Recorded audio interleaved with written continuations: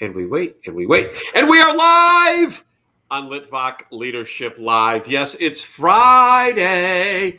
And what is special about Friday? Well, it's Friday. What more need be said? When you've been, Brian, are you a kind of guy that looks forward to Fridays? I do, but I don't need a Friday. I live my life every day, so I don't care what day of the week it is. I'm always living my life. But if you put the work in for the week, a Friday's nice. Yeah, a Friday's nice. Monday is full of anticipation. Mm-hmm. Tuesday is, I set all those goals yesterday. I better keep moving forward. Eric Bam, hello. Wednesday's like, okay, halfway, and I'm rocking it. Thursday's like, okay, man, got to grind it. And Friday is, what does Randy say? What does Randy say? I don't remember. Something brag. Oh, crush and brag. Crush and brag. Crush and brag Friday. Crush and brag. So we are here on Crush and Brag Friday. My name is Sean Litvak, but you knew that already because you're on my YouTube page or my Facebook. I'm here with my friend Brian Monahan, and I got to tell you about my first exposure to Brian, and then I'll ask him a question. So Brian and I, without knowing each other, signed up for a course from this guy, Jeffrey Gitomer, if you've ever heard of him or not, called The New Normal. Yes, I know you've heard of him. And there was this private Facebook group called Emerging Sales Winners. And you were encouraged to put videos on there and type things out. And most people just kind of typed text, but not my man, Brian. Brian started a streaming show called The New Amazing. And I remember reading that going, who does this guy think he is? The New Amazing. We're stuck at home. What is wrong with this guy? And here we are today. So, Brian, let me ask you first. Because truly, I mean, as I was going through everything and looking at, this, do we call it a scroll or a wall? What do we call it? What are we talking about here? I'm confused. Is that a scroll? Oh, the feed. A feed. Thank you. As I'm going through the feed, I'm like, bald guy. Let's see what the bald guy has to say. Because, our bald brothers, we need to stick together. And I think mine might be more like yours, but I just buzz it all down because yours is too much work. You actually got to wash that. If I could grow a beard, I would shave this down, but I got to keep something. This is the best beard I've ever had in my life. Before, that looks good. And thank you. And I started it in October, and it was good by the end of the year. But anyways, what possessed you to come up with, we're stuck at home. Nobody wants to talk to you. Businesses are crashing and burning because everyone's freaking out. They're not crashing and burning now at this point, by the way. I don't think that. But at that point, everyone was freaking out. And you go, I'm going to do a streaming videos and do some lives and call it The New Amazing. Explain that to everybody. Well, obviously, what happened for me is actually signing up for that New Normal course. And as you mentioned, the world was kind of crashing. And I love the fact that the course actually woke me up to saying, hey, there is something in the future. It took me out. It shocked me. And it said, Brian, you can't settle for this. You have to step into what's going on. And so I come from the live event industry, and we do events. We try to wow people. We try to engage them. And I'm like, well, why am I going to settle for something normal? I mean, I have to take it up a notch. I mean, and I believe, and I know you're, with Litvak Leadership, you've studied leadership, and they say where you point your gaze is where you drift. And so I'm not going to point my gaze at normal. I'm going to point my gaze at something amazing. And I wanted to help the world do it too. I wanted to provide some opportunity for people to have some other outlook other than just normal. Or even better yet, world falling apart, world closed down. I guess The New World Falling Apart would not have been a good title. Well, I mean, I might have won you over back then, but I wouldn't be here today with you. So. Yeah, true. And I know a lot of people on Facebook that if you called it The New Kvetch, they might have really been into that. Oh, The New Kvetch. Let's see what's wrong with this guy. So, but those aren't the people that are going anywhere. So Brian is the author of Customer Delight. Here, I got to make sure my face stays in the frame. And put it up here. Customer Delight 365. This is a tremendous look at this, dueling books. Oh, you have this book? Motivational book. It's your daily bit of motivation, and I'm putting the glasses on because I'm going to read. For those of you that get up in the morning and read a devotional, I would encourage you to add these quick one-page short snippets to your devotion time, or if you don't, you should still do this. So today's September 18th quote is, if I really want to improve my situation, I can work on the one thing I have control. I can work on the one thing which I have control, myself. From Stephen Covey. Yes, Kenny Mayberry. You can get this book on Amazon. Absolutely. Just go to Amazon.com and type Customer Delight 365 Brian Monahan. It's right there. It's right there. Brian's take on it is, don't try to change your customers, change yourself. And that pretty much requires another quote, be the change. Now, first of all, from Mahatma Gandhi, first of all, be the change sounds like something Yoda would say. Absolutely. But other than that, tell us a little bit about working on oneself, not changing your customer, but changing yourself. Because I think so many people screw that up. Well, I think, obviously Covey is obviously brilliant, and what do we have control over? I've been to a number of leadership seminars, and one of the things that I've heard is we have control of our thoughts, our actions, our behaviors. That is something that we can manage. Can't change circumstances. Maybe we can, but circumstances often happen to us. So I think what's important, and people happen to us too as well. I mean, eventually, a bald guy is going to tell you about New Amazing randomly. Yeah, exactly. And, it only took me 3 months to convince you. You're in. So, I think what's important is, yes, I think you can change people, but you have to start with yourself. I think the idea is that you make the necessary adjustments so others see that you've done that, you've made the change, and now they have an example. And they might say to themselves, well, Brian seems like he's having a good time, or Sean looks like he's having a good time. I might want to have part of that. Now, what we also know is it takes a while to get people to buy into that. And so you have to do that day in and day out. You have to show up with that attitude day in and day out. And eventually people will believe you. Our buddy Eric Bam, he is so positive that people believe him so much that they tell him, I'm turning off your Facebook feed because you're too positive and I can't deal with it.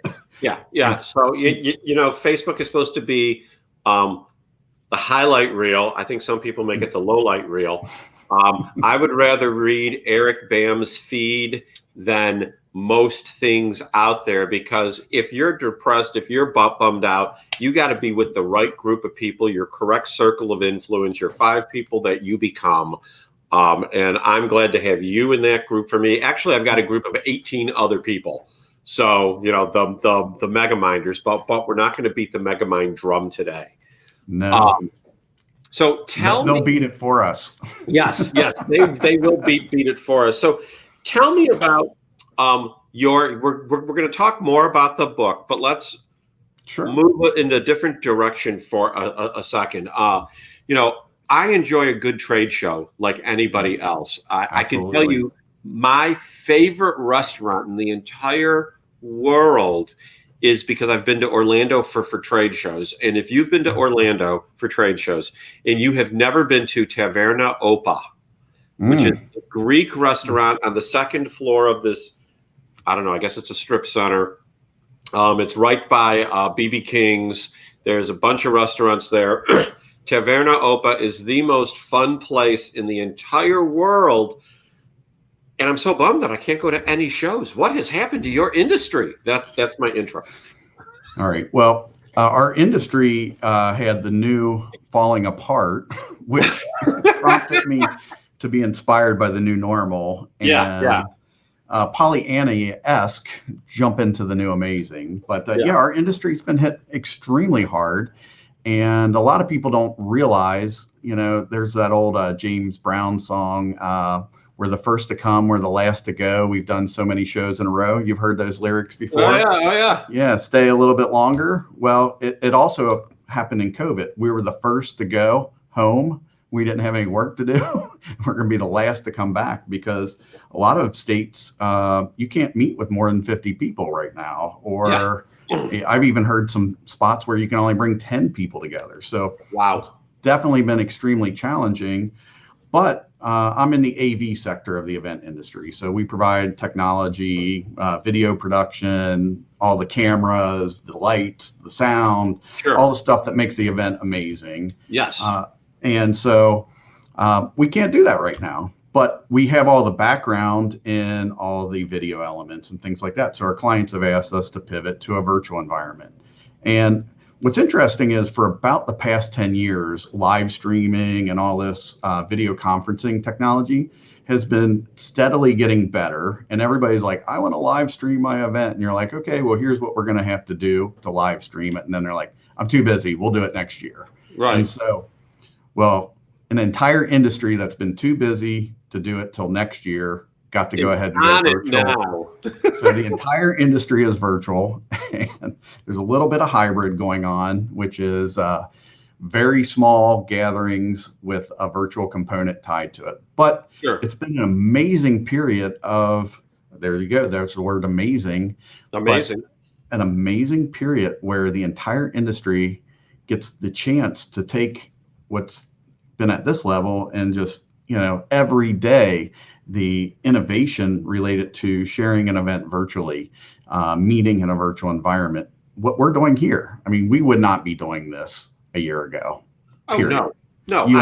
I mean, the janitor show, which is a horrible name for it, and that's not the name. It's ISSA-BSCAI, which is equally almost as horrible because nobody knows what that stands for, is a fun show because you see all your competitors and you go out with each other, you renew friendships. We're an industry where, I've worked at a handful of companies. I'm sure other industries are the same when you're in a certain group. Yes. So you see friends that like you all used to work together. And then because companies have bought companies and broken them up, everyone scattered and went to different places. And that's how you get together.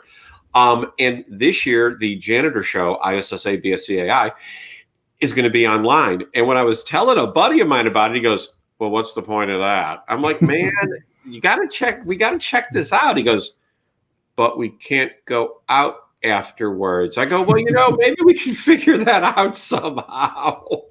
He's like, but the fun part won't happen. So how is the industry allowing the fun parts and not just the educational parts of the shows to happen? Well, I think it requires commitment. It requires focus. One of the things my colleague Catherine, I actually see who's on the in the chat somewhere. I believe I saw her pop up. But Catherine and I do demos all the time with lots of meeting and event planners. And what we often talk about is what we call the 5 senses. And so the great thing about video is, or great thing about virtual is it's really easy to cover 2 senses. Okay. We're doing audio and we're doing video. We're hearing and we're seeing. Right. Okay. So right off the bat there, you see that we're limited by 3 senses pretty quickly. You're not in the sweaty room smelling the stuff. No, we're not smelling it. There's no food to smell. There's no food. There's no touch. No. And there shouldn't be touch anyways. Can we I mean, Tailhook also caused some problems with the industry as well. So maybe Tailhook should have been on video. Who knows? That might have changed a lot there. So and Donut Gate in 2000, whatever. So I don't remember that. We're not going to talk about that today. So no, that was when the federal government was buying bagels for like $2 million a piece or something like that. Lovely. Okay. Yeah. So you've written this book, Customer Delight 365. There it is. How long did it take you to write it? How long did it take you to publish it? I know from my own author experience, from the time I said I'm going to write a book to when I finished it was 10 years, with with the last 2 years of it being serious, and really the last 6 months of it making it happen. And the other day I realized, okay, now I'm dragging my feet on finding a literary agent or self-publishing and making that decision and forging ahead. Tell us a little bit about that process, because I won't say everyone has a book, but I think a lot of people have a book. Yeah, I think, anybody like you and I, we're passionate about leadership. We're passionate about sharing our ideas and concepts. I think the book is a big lure. We want to share what we've learned. We want to give back. So it's just natural that you would have a book in you. And I think a lot of people like us, even sales professionals, you might even say, we're lifelong learners. We're continue. And so we want to take that and give it back. We want to put our spin on it. So absolutely. How long did it take me to write the book? The real truth is it's a lifetime. Everything you bring to a book is a lifetime of experience. It's a lifetime of perspective. If we weren't on video, I'd be laughing really hard with it sarcastically, but go on. All right. Well, please do.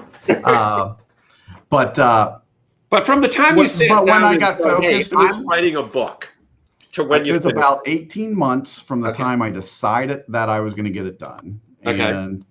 And that was probably 12 months of writing, 6 months to 8 months of editing. I think a good time frame is about 18 months of writing and editing, and then another 6 to 12 months of planning. That's a 3-year process. Right. But that is realistic. I mean, that first phase is just getting your ideas together, getting it down on paper. Yeah.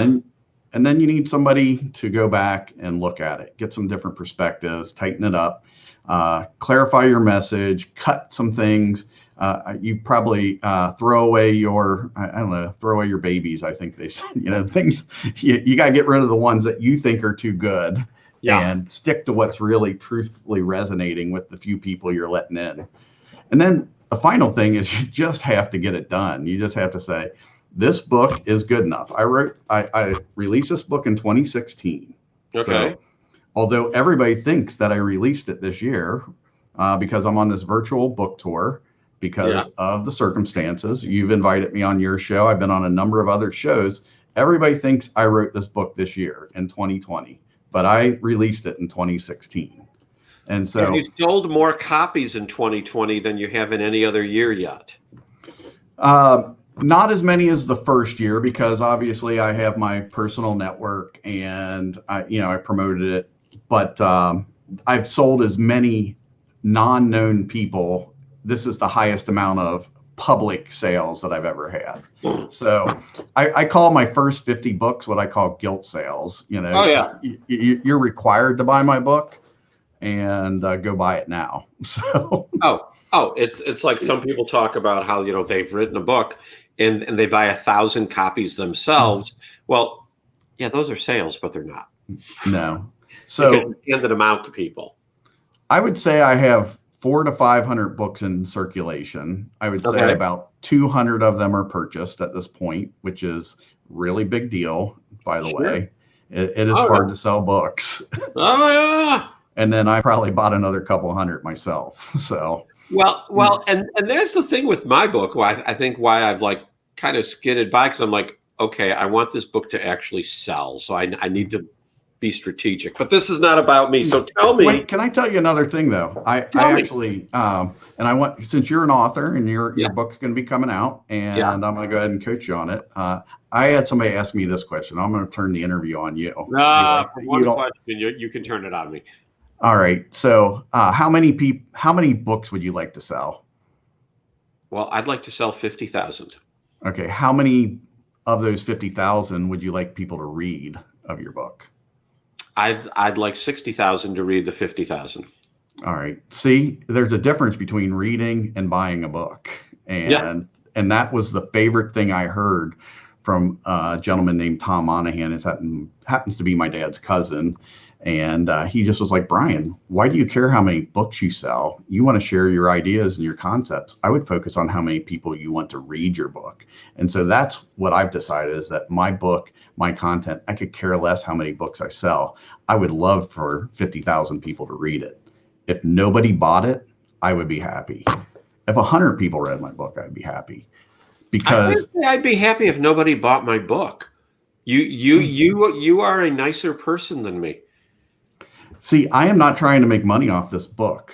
I am trying to influence people. I am trying to make a difference in the world. This book gives me access to your interview. It gave me access to other interviews. Right. And so your book is a foot in the door. Your book is something that makes you stand out.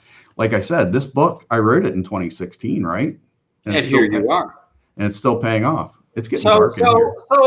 Okay, but so let's go down this road since you've started us down this path. Sure.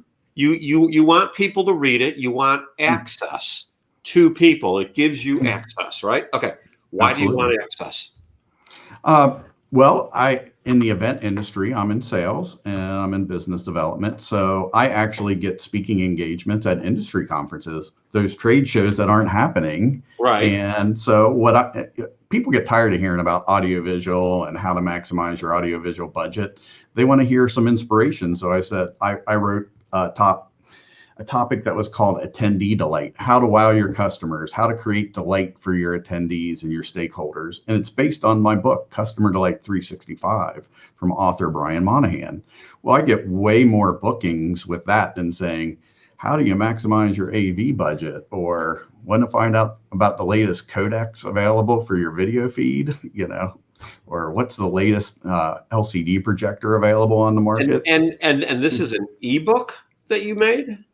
This is Customer Delight 365. Right. But the other one you're talking about now. No, it was a speech that I did based on the book called Attendee Delight 365, or how to create attendee delight or event delight. So I basically created workshops based on customer delight, but focused it on the event attendee. And so you pivoted a little bit. I pivoted. Okay.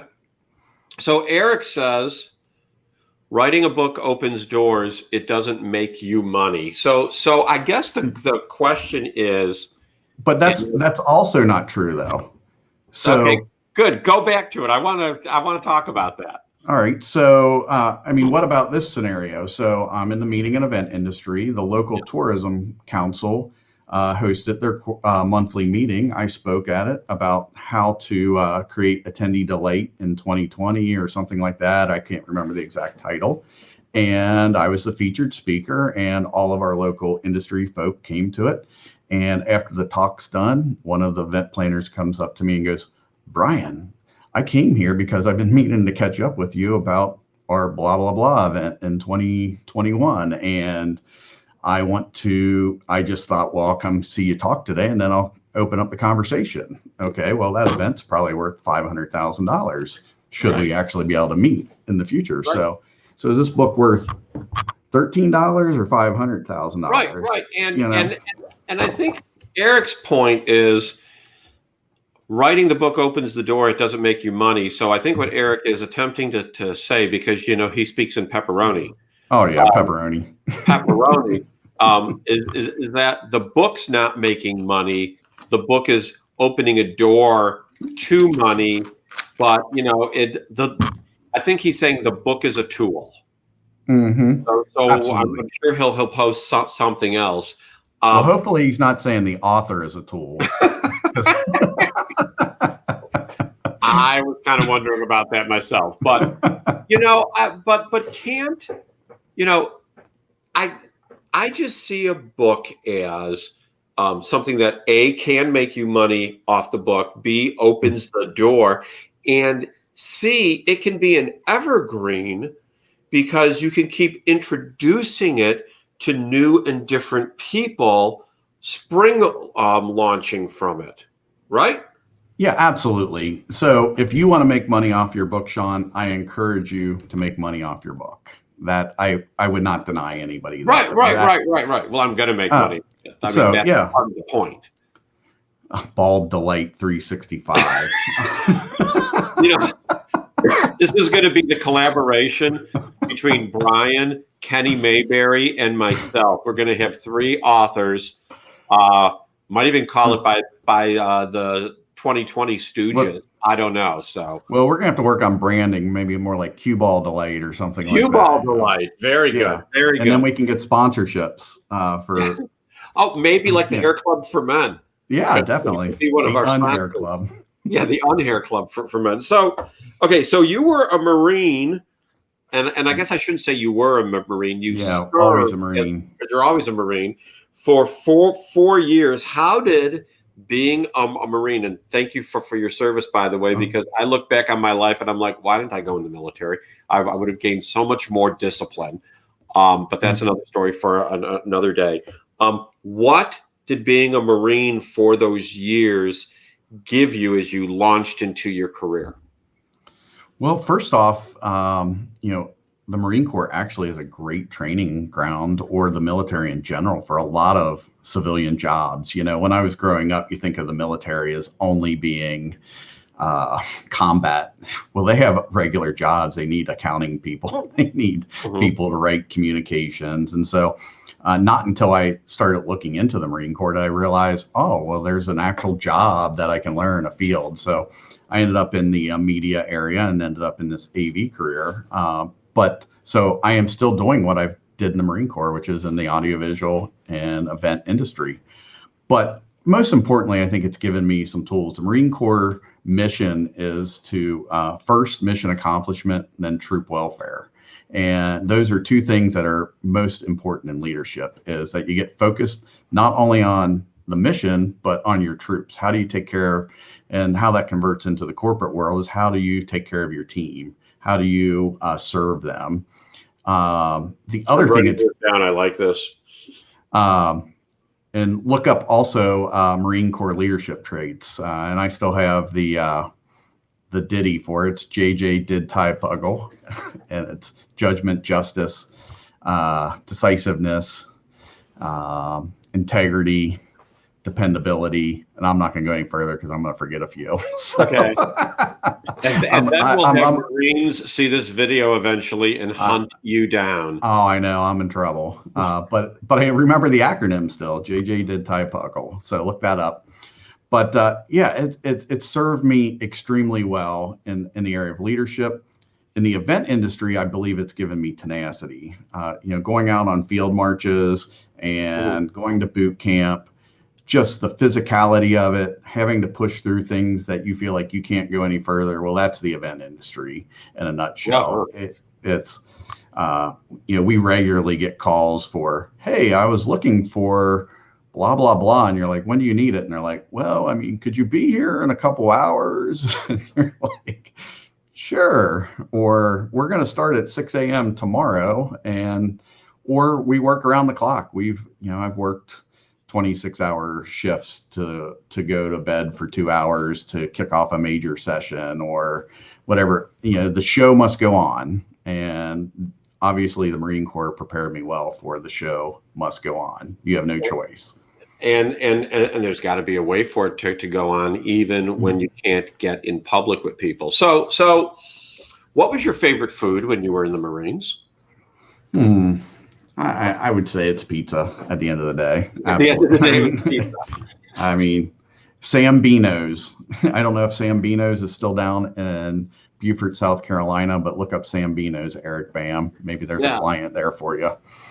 And you've traveled the country, if not internationally, in the trade show industry, and we've all had everything from wonderfully extravagant meals to just fun meals. Again, Taverna Opa in Orlando, Florida. This is your second plug on my show. It's an extravagant meal, yet a fun meal.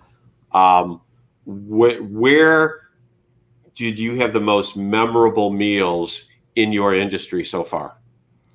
Well, actually, this is a great question because it's a perfect segue. You're in Southern Indiana / Louisville or Louisville or Louisville. Louisville. Put marbles in your cheeks. Louisville. And I'm from Chicago, people, and I know how to say it right. Of course, I've been here a long time. I'll have to tell you a story another day about when we were preparing for a piece of business down there and we were practicing pronouncing it correctly. Louisville. So where is it you like to eat here? Doc Crow's. I love Doc Crow's. Doc Crow's. But it's in the middle of a war zone right now, man. Oh, I know. It's rough. I won't go there right now. It's sad. Not even during the day.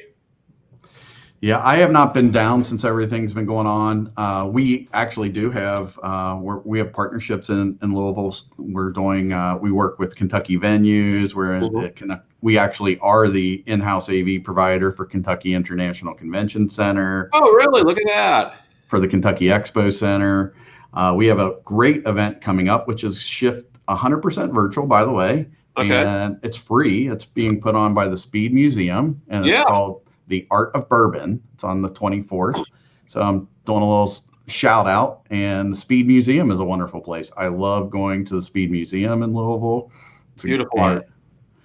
Yeah, so Art of Bourbon, you can bid on some very rare bourbons. And so I love going to just about any restaurant in Lowell, because you can always get some really good bourbon. Interesting enough, I like a hotel restaurant at the Marriott, which is called The Porch as well. And I rarely like the hotel's restaurant, but the Porch is very good. So I have driven by The Porch more times than I can count, have never eaten there. Have you been to, and probably not next to Doc Crow's, they opened up, the same ownership, opened up a place that specializes in small plates and small drinks. And I think that opened literally right before all of this, didn't it? It opened I want to say my wife and I went to Doc Crow's, and 2 weeks later COVID hit, and we went into the other place just to read the menu and said, oh, we have to check this place out next time. And now we haven't been back. So maybe we'll go tonight. Could be a little, maybe we'll live on the edge and go to Doc Crow's tonight. I love Doc Crow's. I love everything down there. I mean, even 4th Street Live, a lot of people who are in the region, it feels a little touristy, but I love going down there to the various restaurants. I like going to the Seelbach, to the bar there. That's a pretty good. It's a pretty good bar just to meet up with some friends and have a drink. It's old school. It's a historic hotel. And at the Seelbach, they've got the Rathskeller downstairs. Oh yeah, that room is super cool. I love that. It's a way cool place. Now, good story. I'm gonna go down a rabbit hole real quick. I took my daughter down for spring break last year, and I'm like, we're going to go bowling, and I'm going to go over to the Omni actually has kind of a speakeasy that's a bowling alley at the Omni Hotel. I did not know that. So I said, hey, honey, let's go bowling. So I get up there, and me and my daughter walk in. It's, 4:30 in the afternoon. We're not trying to come in during, really late hours or anything like that. And I go, we'd like to go bowling. And she's like, and it's $100 an hour minimum. And I'm like, I go, honey, we're going somewhere else bowling. There's a bowling alley at 4th Street Live. That's where we ended up at, was it Sport and Pins or something like that? Something or other show, sport or something or other. So yeah, I remember when 4th Street Live was actually in Inside Mall. Greatest thing they ever did was rip off the walls and put in restaurants. So Brian, this has been tremendous fun. Sadly, we've actually gone 31 minutes already. Are you gonna kick me out? You gonna What? kick me out now, or No, what? I'm not going to kick you out. I'm going to give you now your 2 minutes of glory that everyone gets at the end. What do you want to say to this illustrious audience to impart wisdom on them? And so they say, wow, Brian told me this and it has stuck with me. Go. All right. Well, one of the things I learned when I was writing my book, Customer Delight 365, and we talked about it a little bit earlier, and it's about not changing your customer. And the reason is that I believe that in business, delight is in the heart of the beholder. And what that means is that your view on what delight is not what the world's view is on delight. And so I would encourage you to start to think about how the world experiences delight. And you might ask Brian, what's the difference between customer satisfaction and customer delight? And it's very simple. Customer satisfaction is here. Customer delight is here. And so when you are in business and you can shift from your mind to your heart, you're going to be very successful. And so that's my wisdom for you. How do you shift from your mind to your heart in business? Thank you, thank you, thank you.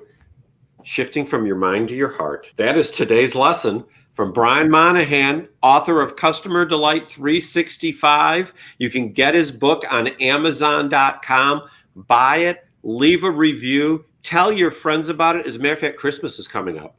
Might be a good stocking stuffer. We got to get the bigger stocking, but look, the book does bend, so you can fit it inside the sock. It'll fit in the stocking. It's a good thing. Brian, thank you for being on the show today. I look forward to when I see you next, probably in an hour and 25 minutes for the Friday afternoon Megamind meeting. But it's been a great day, man. Thank you so much. Everyone else, be blessed. Thanks, everybody. Have a great day.